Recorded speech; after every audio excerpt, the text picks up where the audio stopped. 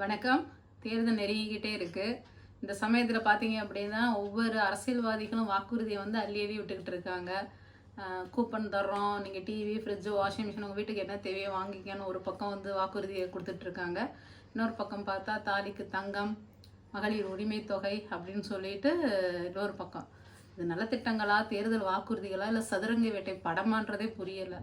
என்ன காரணம் அப்படின்னு பார்த்தீங்கன்னா, விவசாயிகள் போராடிக்கிட்டு இருந்தாங்க, ஆசிரியர்கள் தெருவில் இறங்கி போராடிக்கிட்டு இருந்தாங்க.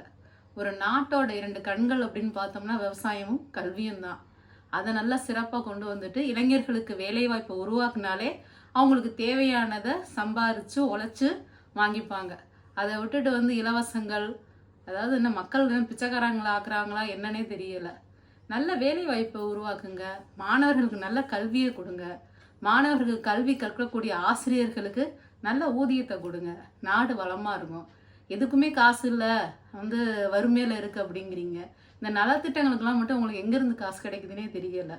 அதனால் மக்களை நம்புகிற மாதிரி யார் ஆட்சிக்கு வந்தாலும் பரவாயில்ல, மக்களுக்கு ஒரு நம்பிக்கையை கொடுங்க. 5 ஆண்டு ஆட்சி செய்கிறீங்களா, இப்படி ஒரு தலைவர் திருப்பியும் வரணும் அப்படின்னு நினைக்கிற அளவுக்கு ஆட்சி பண்ணுங்க. நன்றி.